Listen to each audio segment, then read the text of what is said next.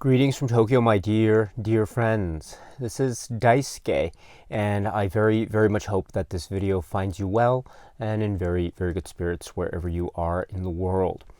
And I would very much like to continue on, if it's okay, with respect to the recent releases made by the Criterion collection during this year of 2021. And that brings us to the title, which is already in the Criterion collection, having been designated spine number 226. But now we see a re-emergence in the form of this new Blu-ray release. And this is a work from 1964. The filmmaker is Kaneto Shindo. And the name of the work is ONIBABA.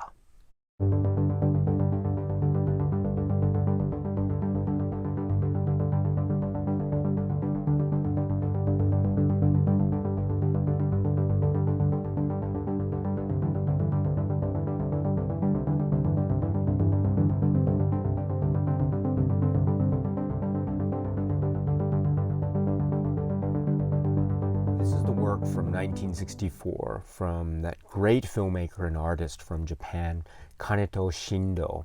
And it stars, among others, in its great cast, Nobuko Otowa and Jitsuko Yoshimura and Kei Sato. This is the work ONIBABA. The film, ONIBABA, is described as being set during a period of medieval Japan, which is known as the Sengoku Jidai, or the Warring States period. And so what this means is that we have the setting or environment of Japan ravaged by war, with warring factions and battling soldiers, and also deserters and scavengers and the like. So this is a war-torn place.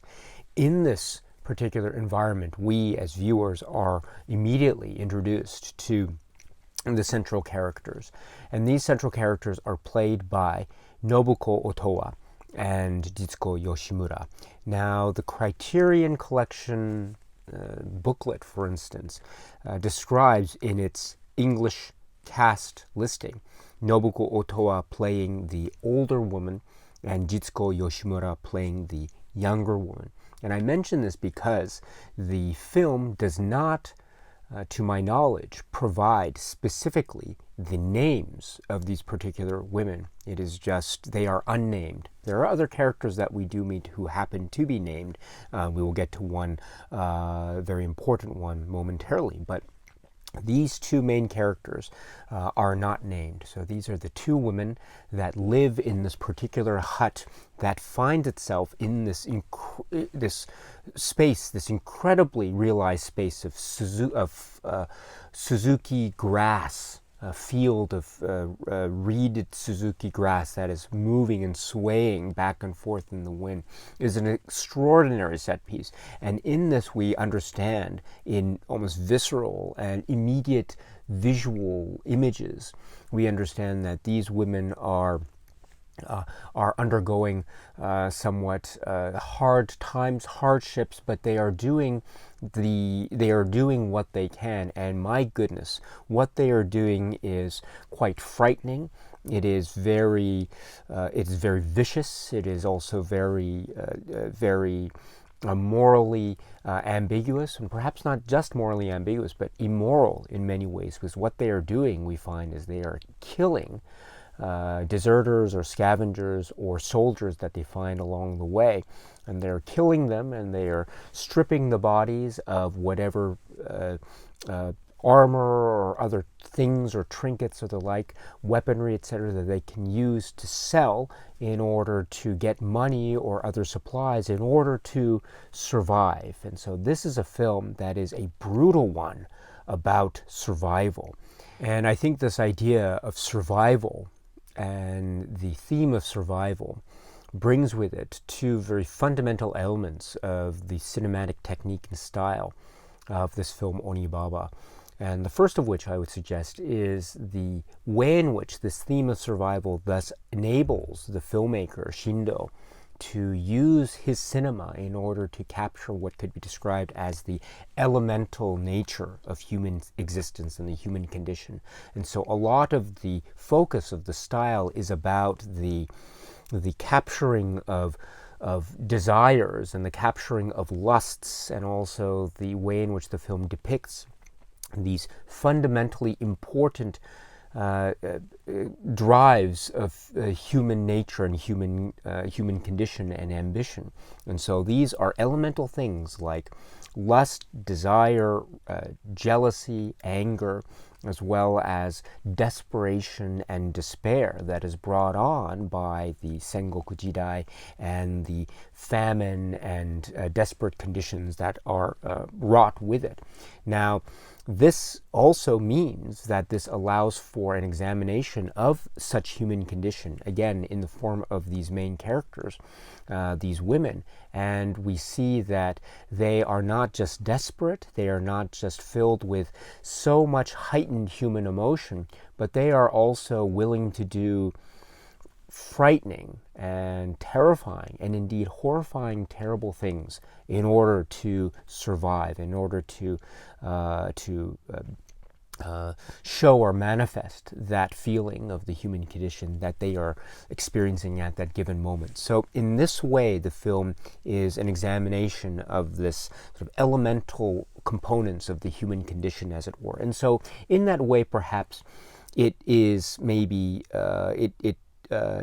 one can interpret it, and under such interpretation, one can thus understand maybe why Shindo decided not to name, or not to give specific names to these women, these main characters. And indeed, Shindo mentions it in other supplements that are found in this release, which is that I think he wanted to, or he says that he wanted to maybe make a story that was like a common tale or a folk tale or folklore or legend. And oftentimes in those legends or folklore where we have tales that are designed to be speaking about, say, humanity writ large, in that context or in that view, then it makes sense, therefore, that the characters are themselves not named, because then they could represent some, say, maybe the women represent different facets of humanity overall. And so that is, I think, a very powerful type of statement. And thus, I think that is one way of explaining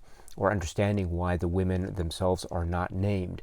That does not in any way diminish from the power of the film, as I was trying to suggest. On the contrary, we are still given this incredibly vivid story between these two women. They are from, say, different generations. The Nobuko Otoa character is the character that is older, and she is described oftentimes as middle-aged. We're not quite sure what her age is, but we understand that she has a son who is off fighting in war, and they are waiting for his return, but the chances for his return are indeed dire and grim, and there is no guarantee that he will return alive. And so there is already a sense of dread in the air and desperation from her vantage point as a mother desperately clinging to some kind of hope of the return of a loved one, but not seeing the fulfillment of that throughout the course of the early parts of the film. That leads, or that's one of the sources of the desperation and tension of the work. And that is incredibly important too, because the other character, the Jitsuko Yoshimura character, who is the younger woman here, she is, we understand, the daughter-in-law of the older woman, and so she has therefore the relationship with the son, who is still out and has not yet returned. The situation is dire, and so that leads to the two women living together, having to survive together, having to collaborate and conspire together, to kill together, to rob and loot together, and thus to make ends meet together, doing what they can in this situation, which is almost primitive in nature in terms of the hut, the reeds, the grass, the earth, air, fire, and water that is depicted. And when I speak of the earth, I speak not just of the Suzuki grass field, but also the ground and the whole. There is the house, the hut, the grass, the water, and then the whole, the ana, which is also a very important component. This is something that is connected to earth. This is also something that is connected to something that is evil and immoral and quite vicious and dangerous. And we see it from the outset, what happens, the bodies and the things that fall into such whole, what that represents both on a direct plot level and also on a metaphorical level. So we have the setup of a lot of explosive, dramatic fireworks, again, based on these elemental functional aspects of the human condition that are driven on by a sense of, say, desperation and also jealousy and greed and rage that is also hinging on a sense of survival. You either do it or you die type of situation. And it's it's very dark and gloomy, but it is also presented in these really vivid flashes of style and panache from Kaneto Shindo, Now, this is but only part of the picture, because I've mentioned two of the characters.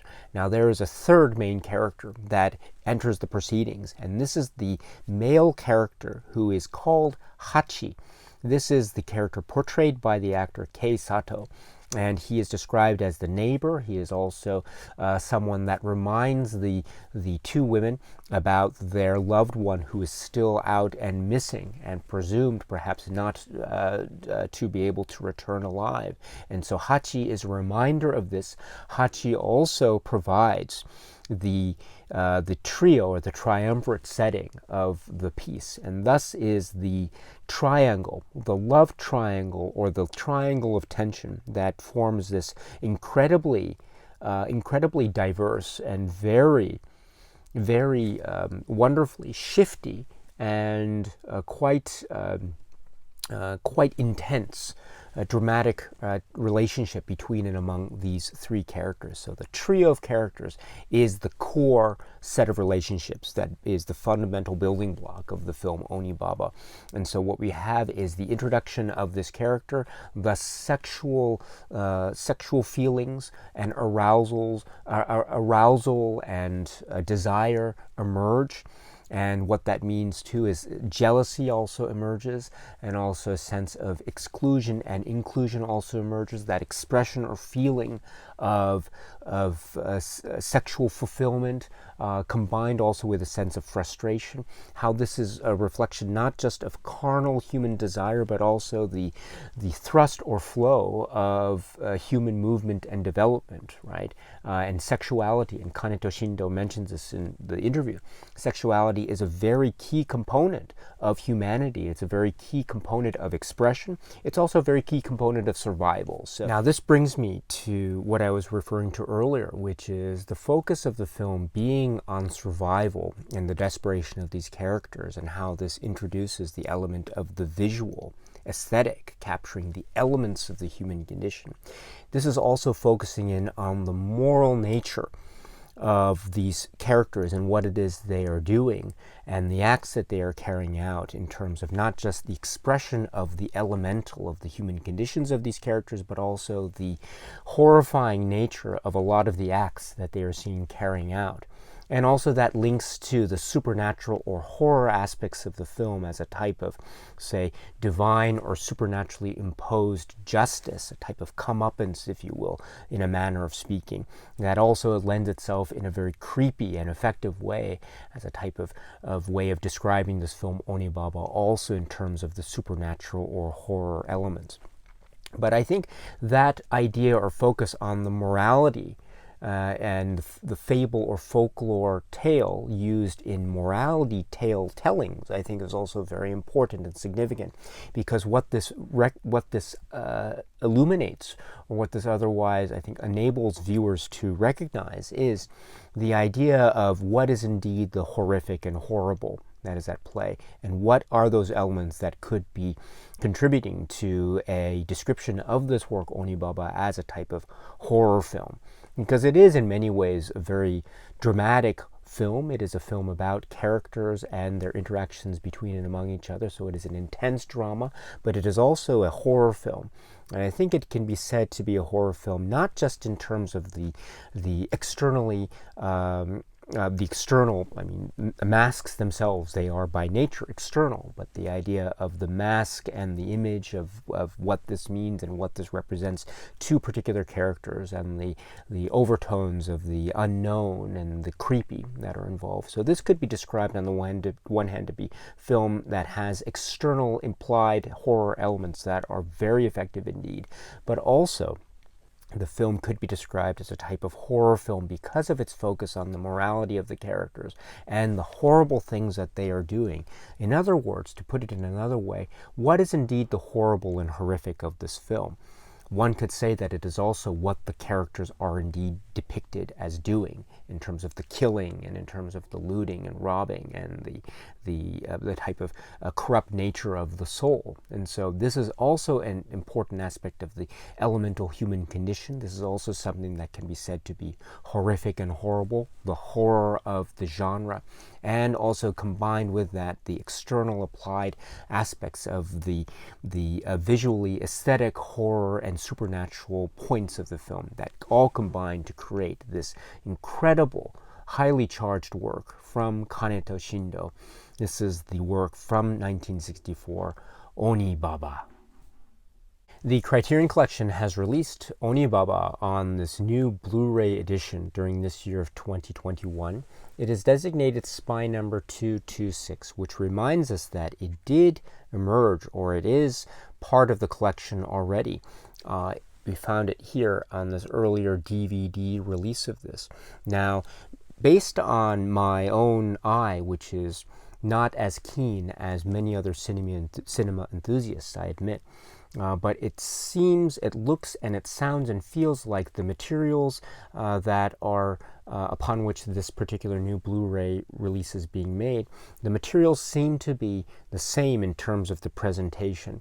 But that's okay, because all the past presentations of ONIBABA, I would suggest, are very vivid and very strong. The earthy tones of the 64 cinematography, the black and white photography, and the sounds that are strikingly to the fore and very much almost leaping out from the screen itself. Those are all still present in terms of the presentation here, and that's very important when watching a film like ONIBABA. But just keep that in mind. There are also, speaking of which too, there have been a number of really great and notable past releases. The Criterion Collection DVD here comes to mind. There's also the great release from the Masters of Cinema, ONIBABA. And there's a great connection with this new Blu-ray release from Criterion. I'll get to that momentarily. Also, for anyone who is a Laserdisc enthusiast, you will know that the Criterion Collection did release this film under its Laserdisc catalog later on in the catalog run. It's spy number 369 in the Laserdisc edition. But in any event, we still have many versions and releases of this film, and now included in that group, that very notable group, we have this latest one from Criterion from this year, ONIBABA, again, spy number 226. Now, we have a number of supplemental materials that are included. Now, this is very exciting. And so what do we have? Now, the first thing that we have is a commentary track described as being from 2001. And this is in the Japanese language. And it features the Kaneto Shindo, and also features Kei Sato and Jitsuko Yoshimura. And so Kei Sato, if we recall, plays the young man, Hachi, one of the trio of characters, and then Jitsuko Yoshimura plays the young woman of this core trio of characters. And so these three people, Shindo and Yoshimura and Sato, are together sitting, and they are talking, reminiscing, and they are sharing their stories, and they're just having, I think, a really lovely time talking with each other, meeting with each other, and just talking about this film, ONIBABA. And so what you can do is, it is in Japanese, but what you can do is you can listen to it in the Japanese language, and the Criterion collection will have as an option the the, the commentary track translated into English, and you can turn on the subtitle function, which will provide subtitles for the audio commentary track. It is great. It is really great.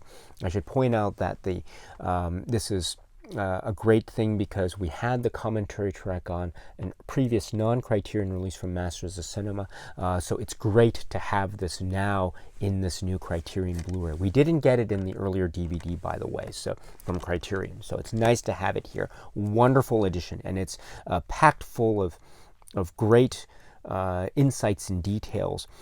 So, for example, the idea of the image of the pit, the ana. What does this mean? What does this symbolize? And how that inspiration for including the concept of the pit in the story, how that seemed, according to Shindo, how that seemed to essentially bring everything together. It is like it is that paradoxical nature of the pit. It is an empty hole, but the inclusion of this so-called empty hole into the story is something that, in a very interesting way, filled the gaps. And so it's interesting how this is incorporated into the story, and it has a very, I think, ambiguous function in the story that is, I think, open to a broad range of interpretation. I think the comments in the commentary track suggest as much. So this is a really great thing. Also, they talk about the nature of the depiction of these two main characters, the women who are living together in this hut, and they're talking about the fashion, the costumes that they're wearing, and that the idea is that probably these are things that they are wearing that maybe they had stolen from the corpses of their victims. And that's the suggestion anyway. And so we have the Jitsuko Yoshimura character having the fan-like motif on the clothes that she's wearing, whereas the Nobuko Otoa character has the crab-like motif, etc. And then so those details are emerging already, and so there's a sense of not necessarily focusing in. I mean, well, there are elements of trying to capture a sense of the realism of the dire straits of the situation. However, there's also the sense of the lyrical and the metaphorical being introduced already at the very outset in terms of the purposeful layering, of the visual flourishes that are to populate the entirety of the style and substance of this film. So this is, I think, one aspect of it that's brought to the fore in the commentary track, the clothing of the people. And also this is true later on when we are introduced to the Kei Sato character, the male character, and what it is he's wearing, and how that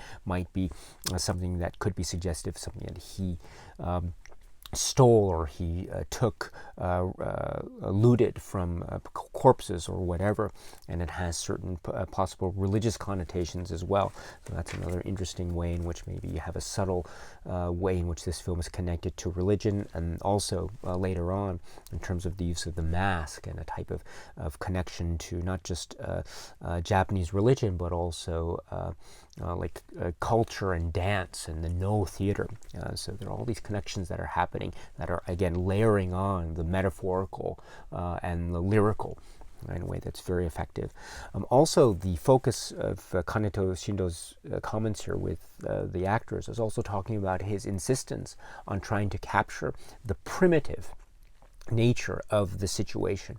And thus that leads to the idea of the capturing of the human condition, the elemental nature of the human condition, hunger, the drive towards maybe sexual urges, or the idea of heat and sleep and exhaustion and that sort of thing. And that also leads to a way in which, and sexuality as well, and also that also leads to a discussion about how Kaneto Shindo was really trying to focus, or one aspect of the film being the idea of expressions of human sexuality. Again, in this charged, visceral, erotic way, but also in a way that is very much echoing and highlighting the elemental primitive nature of the human condition. And when I say primitive, I'm talking about, again, the fundamental nature of what it is to be human. And these are the sort of feelings and urges and desires of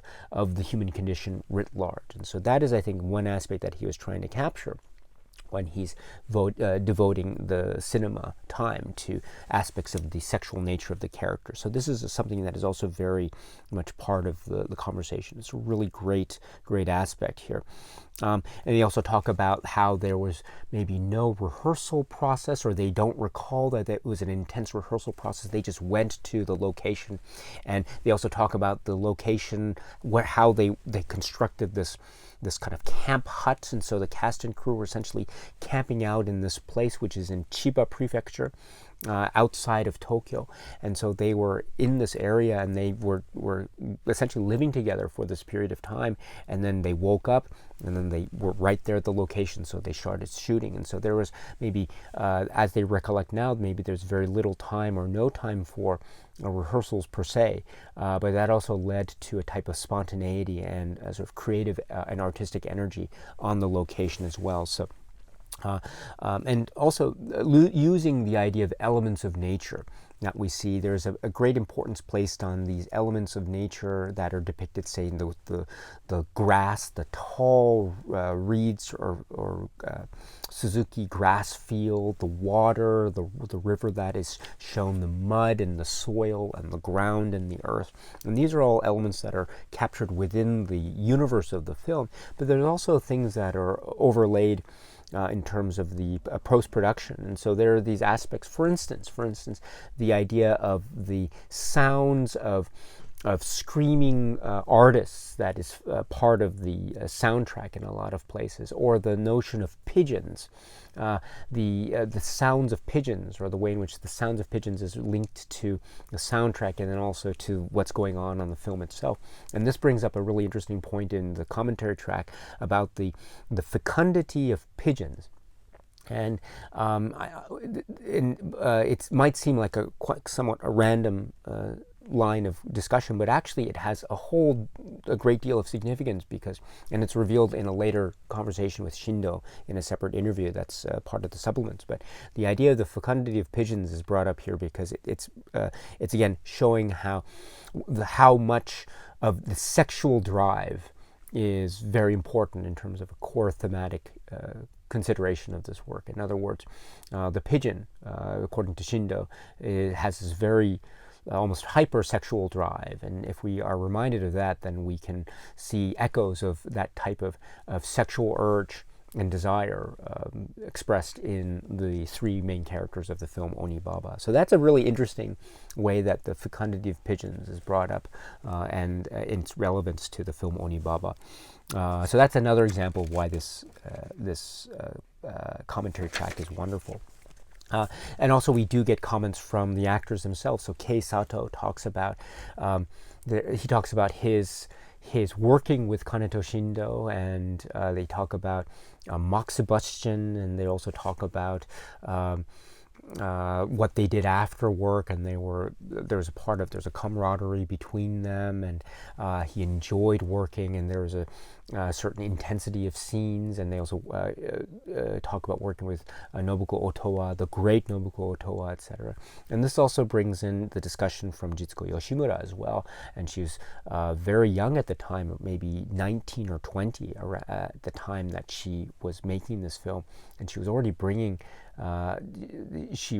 to it a great deal of intensity and vitality and youth, which was very important too, because this brought about that balance or imbalance, in a manner of speaking, in terms of the dynamic between the women and also between the man and the two women. So her situation in life at the time brought with it this sense of vitality and youth, which is a very key component of the film. And also she speaks too of her working with Nobuko Otowa, and they have wonderful recollections of working with her. There's a great deal of professionalism.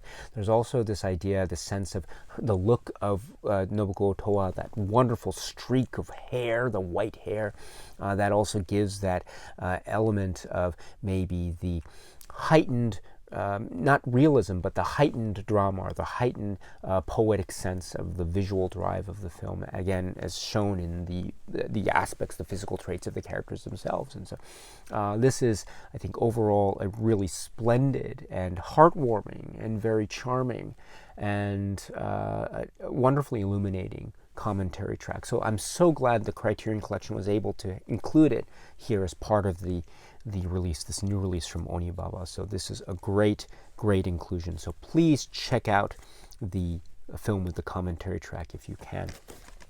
But that's not all, because then the Criterion Collection Blu-ray has an interview with Kaneto Shindo from 2003. And so we have seen this before, but it's nice to have it emerge again in this new release. So this interview with Shindo is one-on-one. It is approximately 21 minutes. And here he speaks about his background leading up to him becoming a filmmaker, his inspiration and growing up, and also talking about stories that he heard in his family, and that leads to a conversation about one of the possible inspirations for this film.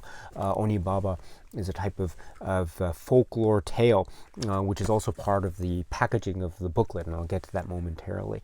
But then he also talks about his introduction into the world of cinema, how he wanted to be a writer or a screenwriter, and that led to his professional relationship with the great Japanese filmmaker Mizoguchi. And also through a certain set of circumstances that led him ultimately to become a filmmaker and a director in his own right. And so this also brings up the idea of how this film, ONIBABA, although it enjoyed a type of distribution relationship with the very major studio in Japan, Toho, this was a film that was independently made and produced. So this is bringing up the idea of Kindai Eiga Kyokai, which is the sort of the production house, the independent production house that essentially made ONIBABA. And so this is a reminder about how, in this way, Kaneto Shindo is very much a fiercely independent filmmaker in the during this time where Japanese studios were still very dominant. And so to have a film like this being made, and again, a film like this enjoying all the success, both critically and commercially, that it did, both domestically and internationally, is really quite wonderful. And indeed, there is a wonderful anecdote, it reminds me, in the commentary track, where Kaneto Shindo is talking about how much success this had overseas, and how this was related in a particular story that he tells about a visit that he made to, if I recall correctly, Canada. And so and how ONIBABA, people were talking about ONIBABA. It's enjoyed so much success, even a number of years after its initial release in '64. So this is a great thing to keep in mind. And also the idea, too, in this interview, going back to the interview with Shindo, about the idea of what he was trying to say, and going back to the reason why the characters are not named. And he gives a reason here about how he wanted to have this film be a type of stand-in for a tale about humanity. And another way to say that is a folk tale or folklore. And this also has its roots in Buddhist folklore or legends, and how the idea of maybe a Buddhist viewpoint would be focusing in on maybe the transcendental nature, or maybe the smallness, or maybe the insignificance of humanity vis-a-vis the universe writ large. And so I think this is a very important aspect, because what it means is that there are larger things at work, and maybe it calls to attention maybe the relative insignificance of human existence when one considers the vastness of time and space. But at the same time, it also focuses on the elemental. And so I think this type of paradoxical juxtaposition that is referred to by Shindo in this interview, I think, is very apropos, because it does indicate the idea of a focus on humanity, but also the idea of a sense of maybe an impermanence, if you will. So, and this roots, or this mentioning of the Buddhist approach or viewpoint vis-a-vis folklore or legend, I think, is also very, very significant. Also, he's talking about the significance of setting this film in the warring periods, the warring states period, or the Sengoku Jidai. So this is medieval Japan, although I think the fact that it's shown this way It is, again, focusing on the elemental nature. I think it could be a film that could be said to be set almost in any period. It's almost beautifully, poetically anonymous in that way. But at the same time, that knowledge of the historical construct of the story, I think, is very key too. Again, when we talk about the idea of the focus of the film, not just on survival, but also on the moral implications of those acts of survival that these characters are shown carrying out. So very important stuff. Also, he talks about the importance of the Suzuki grass, the swaying of the grass with the wind, but also this is very symbolic to him because it also maybe is the idea of the reflection of the movements and motions of the human heart, the tenor of the human, the incredibly the almost zany nature, the imbalanced, out of whack nature of all the comings and goings, the interactions between and among the characters, the way in which everything is almost explosive, dramatic fireworks. It's maybe expressed in the way in which the Suzuki grass blows back and forth almost in a violent fashion. It's a wonderful image, by the way. It's one of the things that holds the film together in this beautiful, poetic way. Also, he mentions this idea of swaying back and forth. There is a type of sexual energy suggested in that. And then that also brings us to another component of the interview, which is his discussion of sexuality and how he tried to depict sexuality in this, and the idea of sexuality in very human terms.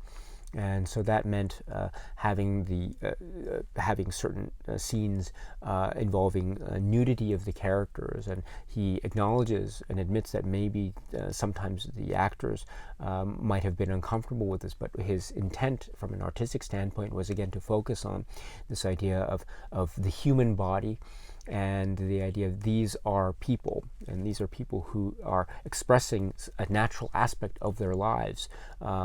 It might be something that is depicted, and it might be something that from their viewpoint is based on lust, eroticism, and desire, but it is also, and at the same time, a very fundamental aspect of human existence. And that's what it was, I think, that he was trying to focus. Again, maybe a very multifaceted approach towards the depictions of sexuality in ONIBABA.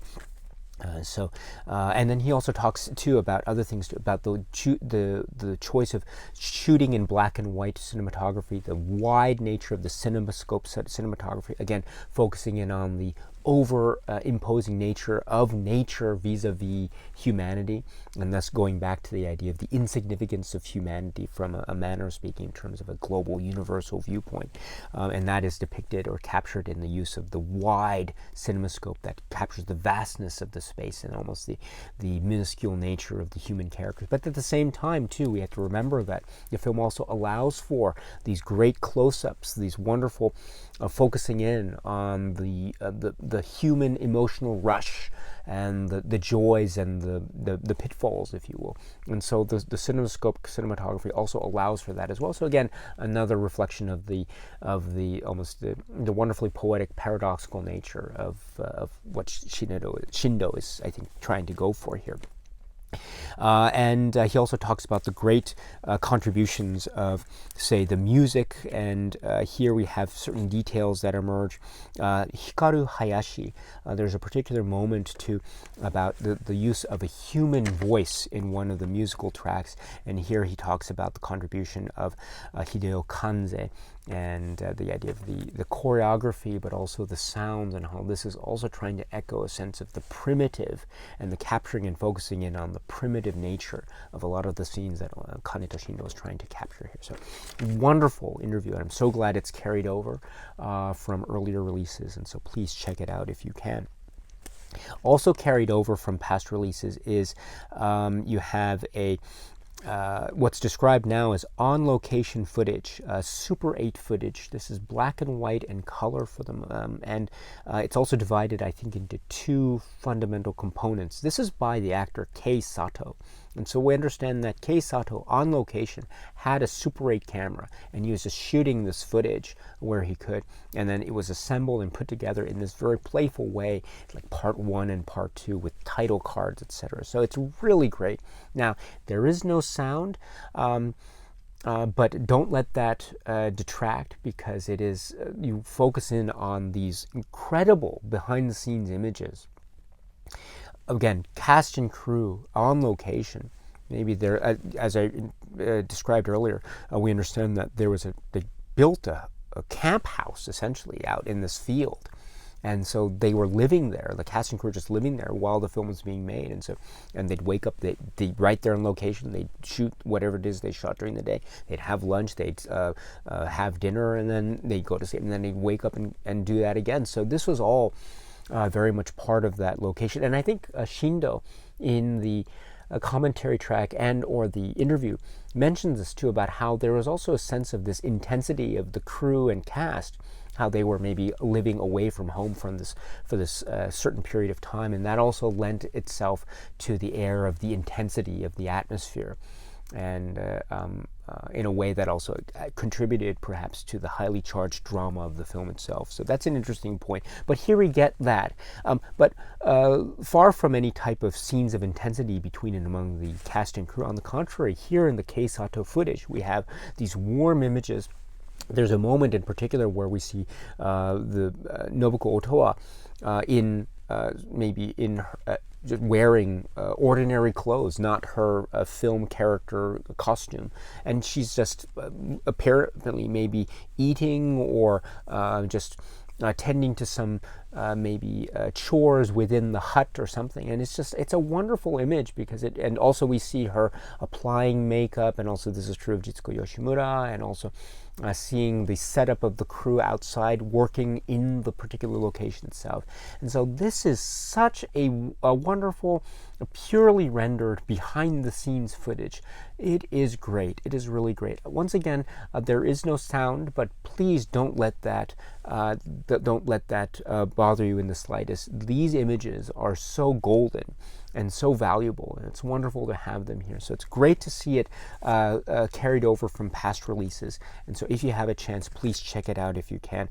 This is overall 37 minutes, so you're getting a lot. This is really great. So very valuable. It's a treasure chest. So please check that out too if you can. And then to round out the supplements, we have the trailer, which is described in the menu as being slightly incomplete. And so we get a lot of images with the music interlaid and the editing. And so we have what's described as a trailer, but it's also a very vivid representation of what the film is going to be about when you're going to watch it. So please check that out too, if you can.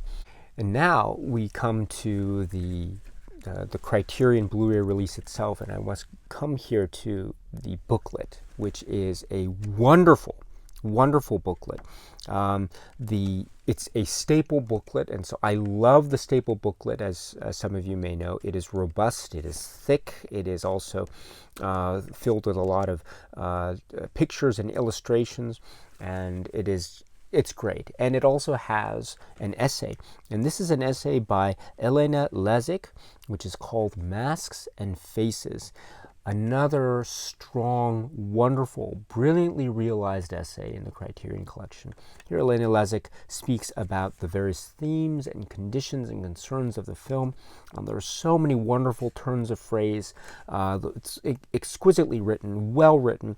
I love the phrase in particular. There's a visceral sexuality, and I think that is such a great way of capturing it.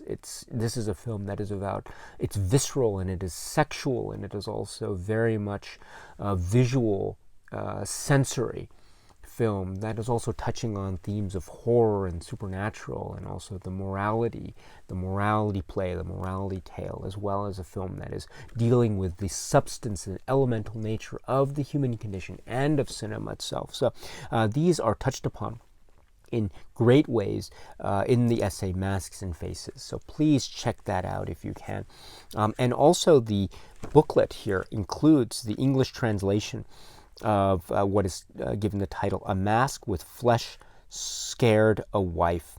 And so this is described as being the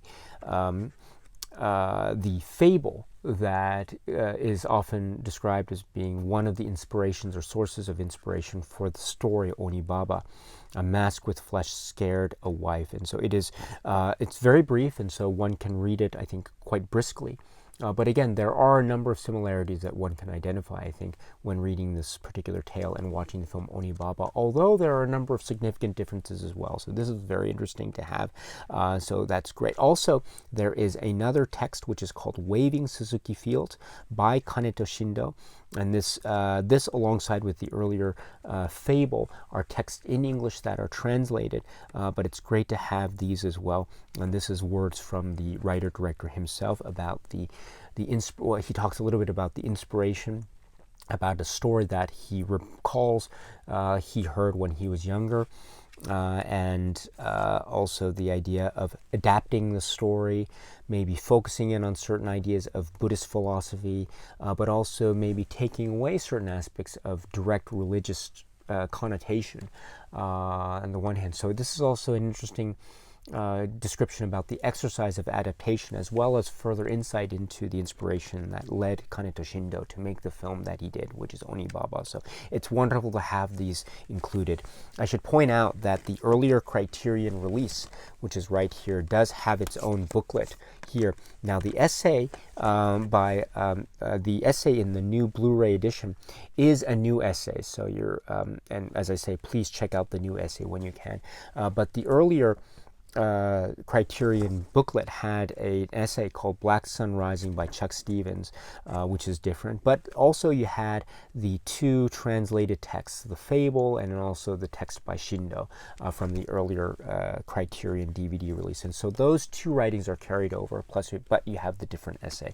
And so just please keep that in mind if you are interested. I should point out too that the Masters of Cinema release also has a wonderful booklet, an essay and writing, so please check it out if you can. The essay is called Shindo's ONIBABA by Doug Cummings, dated 2005, for anyone who's interested. But again, there are so many options and so many wonderful choices to be made, and so if you decide to go with the Criterion release, which I strongly suggest you do if you are able to, then you are going to get a wonderful essay and booklet. So please keep that in. Plus the translated texts that are also key in understanding the source of inspiration, or one of the sources of inspiration for this work, ONIBABA. And so, my friends, this is the discussion of this great Criterion release of this great film, ONIBABA. I should point out too before we end that Kaneto Shindo is a filmmaker that I strongly, strongly admire. His body of work is immense, and it is incredible, and it is so wide-ranging.